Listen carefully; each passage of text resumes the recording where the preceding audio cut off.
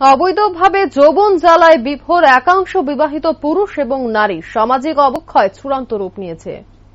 রাজ্যের বিভিন্ন এলাকায় উঠে আসছে এই ধরনের অবক্ষয়ের নিদর্শন, যেখানে সেখানে যার তার সঙ্গে শারীরিক রঙ্গ তামাশায় মেতে ওঠার ঘটনা ঘটে চলছে রাজ্য জুড়ে। এমনই একটি ঘটনা ঘটল শহর আগরতলাতে। পরকীয়ার প্রেমে হাবুডুবু খাচ্ছিল এক পুলিশকর্মী, আর তখনই স্ত্রীর হাতে পাকড়াও হল স্বামী দিলীপ সরকার।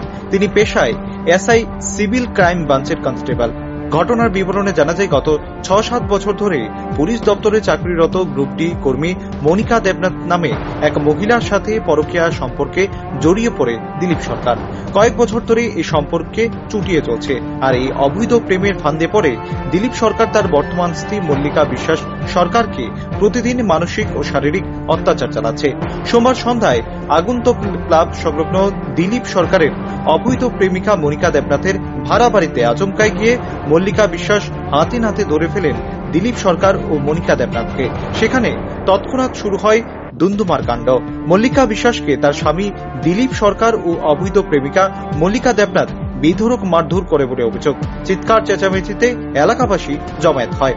তখন এলাকাবাসী থানায় খবর দিলে মনিকা দেবনাথ ও দিলীপ সরকারকে থানায় নিয়ে আসে কর্তব্যরত পুলিশকর্মী। মল্লিকা বিশ্বাস সরকার পশ্চিম মহিলা থানার গোটা ঘটনা জানিয়ে লিখিত অভিযোগ দায়ের করে।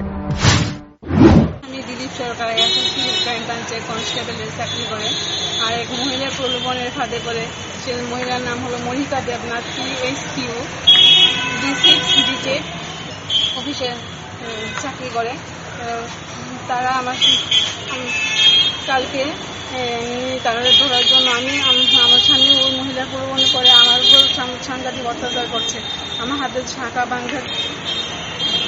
বাইঙ্গা দিছে। ওই মহিলা একবার কয় আমার হাজব্যান্ডের গলা জড়িয়ে স্বীকৃতি দিতে হইব, দাও নিয়ে আসে আমার কাইটালে মাঝে মধ্যে দাও নিয়ে আসে দিতে কয়। তারপরে ওই সময় আমাকে একা ঘরের মধ্যে দরজা বন্ধ করে রেখে। কতদিন ধরে তাদের মধ্যে এই সম্পর্কটা চলছে? ৬-৭ বছর ধরে।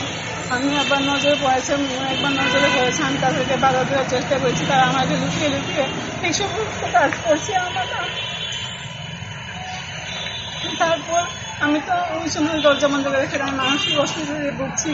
তারপর আমি তো শান্তি পাচ্ছি। আমি তো ঠিক আছে, তাদের একটা কিছু হবে। তারা দুজনে মিলে আমার এরকম করেছে। কালকে কোথা থেকে তাদের আটক করেছেন?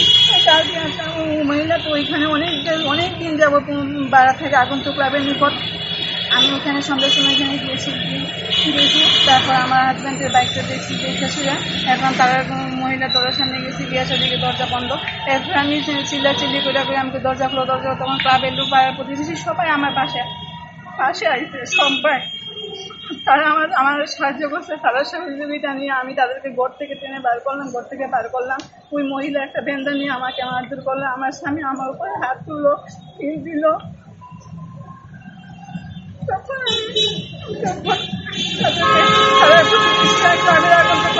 তাদেরকে টেনে বের করলো। তারপরে পুলিশের কাছে দিয়ে দিল। মহিলা থানা থেকে পুলিশ এসে তাকে নিয়ে গেল মনিকা দেবনাথকে। আমার স্বামী দিলীপ সরকারকে পুলিশ এসে নিয়ে গেল। আমি আজকে নিয়ে করা হয়ে স্বামীর বিরুদ্ধে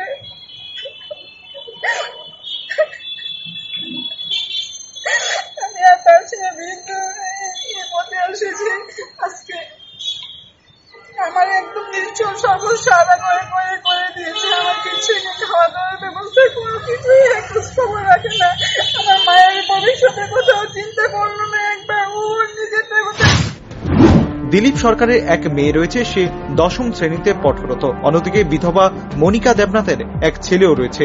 দুজনেরই এই অবৈধ পরকীয়ায় দুটি নিষ্পাপ ছেলে মেয়ের জীবন ধ্বংসের কিনারায় চলে যাচ্ছে। স্বাভাবিকভাবে পুলিশ সুষ্ঠু তদন্তের মাধ্যমে আইন অনুযায়ী তাদের কঠোর শাস্তির দাবি জানিয়েছে সচেতন মহল। Bureau report, rising Tripura.